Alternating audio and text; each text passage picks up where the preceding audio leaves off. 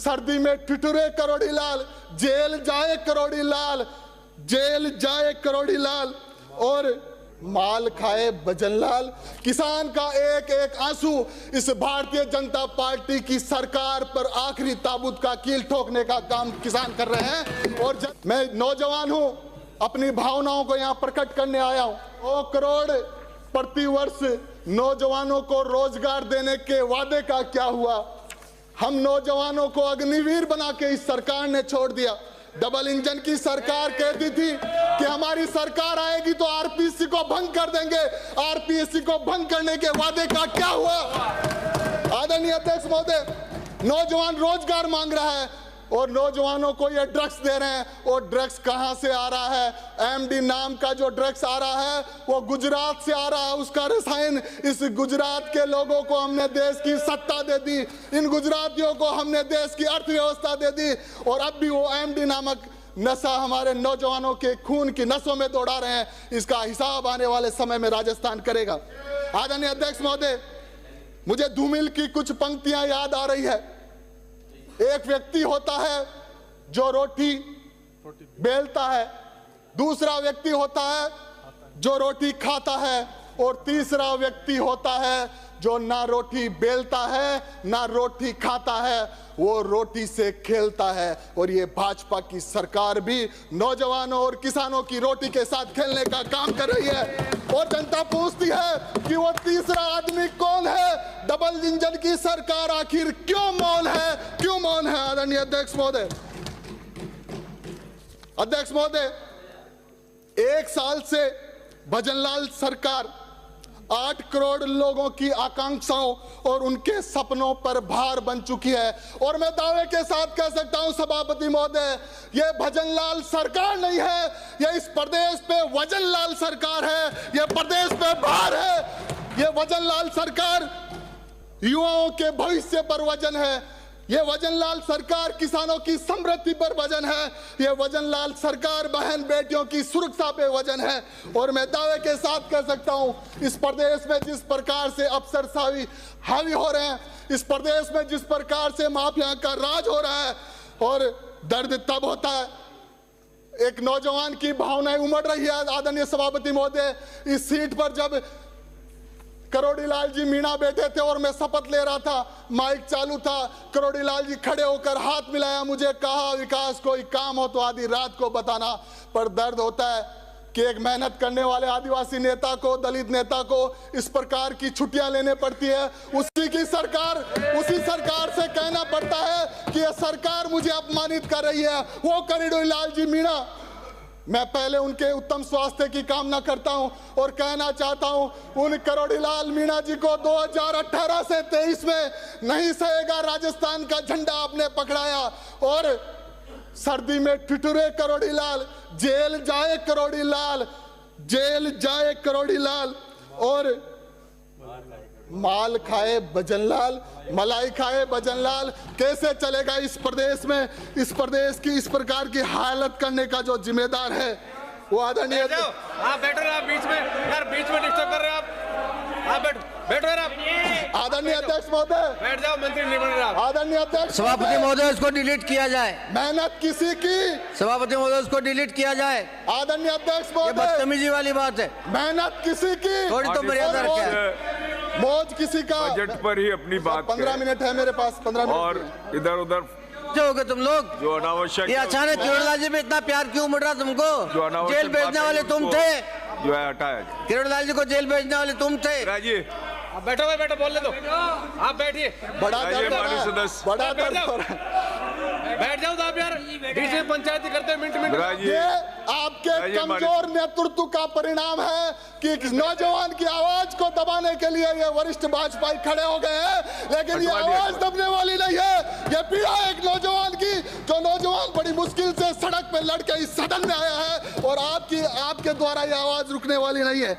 आदरणीय अध्यक्ष महोदय, आपकी मेहरबानी से, आदरणीय अध्यक्ष महोदय, आपकी मेहरबानी से, आदरणीय अध्यक्ष महोदय, इस कमजोर नेतृत्व का परिणाम है कि राजस्थान राइजिंग होने नहीं जा रहा, राजस्थान फॉलिंग राजस्थान बनने जा रहा है, फिर से बीमारू प्रदेश बनने जा रहा है, जिस प्रदेश को बीमारू प्रदेश की श्रेणी से पूर्व मुख्यमंत्री अशोक गहलोत जी ने निकाला था।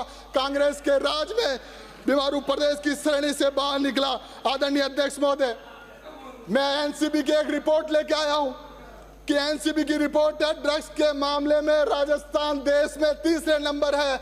हरियाणा और पंजाब के बाद नौजवानों की नसों में खून में ये एमडी देने का काम कर रहे हैं। आदरणीय अध्यक्ष महोदय, ना बुजुर्गों को पेंशन ये दे रहे हैं, आदरणीय अध्यक्ष महोदय ना विधवाओं को पेंशन ये दे रहे हैं, आदरणीय सभापति महोदय ना विकलांगों को ये पेंशन दे रहे हैं।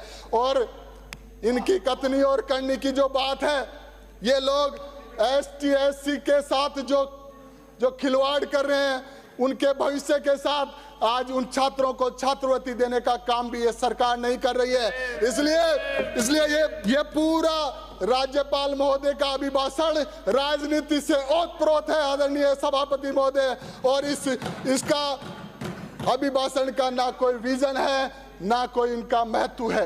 आदरणीय सभापति महोदय, मैं किशनगढ़ नगरी से आता हूं।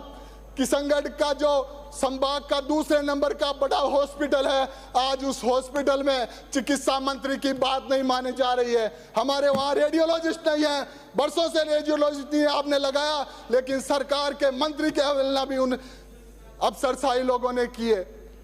वीडियो वायरल हो रहे हैं, बजरी माफिया हावी हो गए हैं, शराब माफिया हावी हो गए हैं, और जिस प्रकार से तांडव अजमेर जिले में है। मैं अजमेर जिले में विपक्ष का एकमात्र विधायक हूं, और वहां के मंत्री और लोग कहते हैं कि हम मुख्यमंत्री के पार्टनर है, जितना लूटना है इस किशनगढ़ को अजमेर को उतना लूट लो।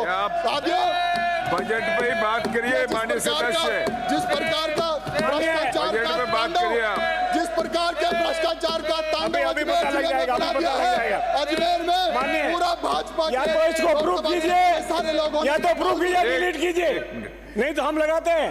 आपको प्रूफ देना पड़ा कि मुख्यमंत्री जी के पार्टनर कौन है। चलता देगी लाइए, अगर नहीं लाए तो विधानसभा में जवाब देना पड़ेगा।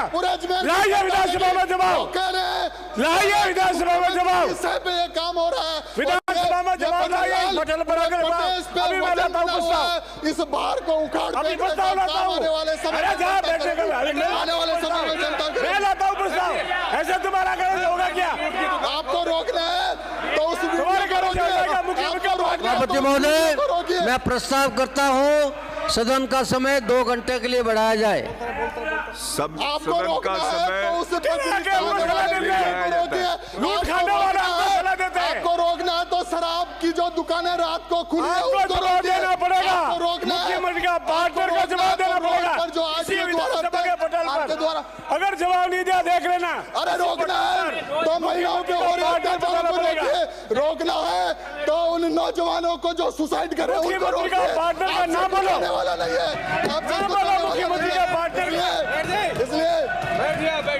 इसलिए ये पूरी तरह फेलियर सरकार है। एक साल में या तो डिलीट कराए या प्रूफ लाए, या तो डिलीट कराए या प्रूफ लाए। एक साल में जनता ने आईना दिखा दिया। एक शिक्षा मंत्री जो एक बच्ची को पूछ रहा है 10th और 10वीं क्या है, ऐसा शिक्षा मंत्री यदि इस प्रदेश का शासन में बैठा है तो इससे बुरा कुछ होने वाला नहीं है। इसलिए आदरणीय सभापति महोदय, श्री महेंद्र पाल मीणा, आवाज उस नौजवान की है जो नौजवान सड़क पे लड़ता है, भिड़ता है, संघर्ष करता है, मेहनत करता है। इसलिए ये लोग उस आवाज को दबाने का काम ज्यादा दिन तक करने वाले नहीं है। मैं खुली बात कहूंगा कि योजनाओं के नाम बदलने से या सदन का रंग बदलने से इस राजस्थान का भला होने वाला नहीं है। इस राजस्थान का भला तब होगा जब जवान और किसान की आवाज को सुनी जाएगी।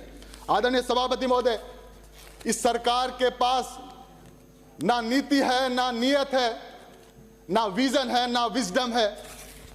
आज प्रदेश के किसानों की हालात, युवाओं की व्यवस्था और महिलाओं की असुरक्षा को देखकर मन द्रवित होता है। आदरणीय सभापति महोदय, महिलाओं पर अत्याचार नहीं सहेगा राजस्थान का नारा देने वाले सत्ता पक्ष में बैठे ये लोग आज इनके राज में जनवरी 2024 से अगस्त 2024 तक 3,979 प्रकरण बलात्कार के दर्ज हुए हैं, अर्थात 16-17 बहन बेटियों की अस्मिता के साथ रोज खिलवाड़ इस प्रदेश में हो रहा है। आदरणीय सभापति महोदय, क्या सत्ता पक्ष में बैठी भाजपा के लोगों का यही महिला सशक्तिकरण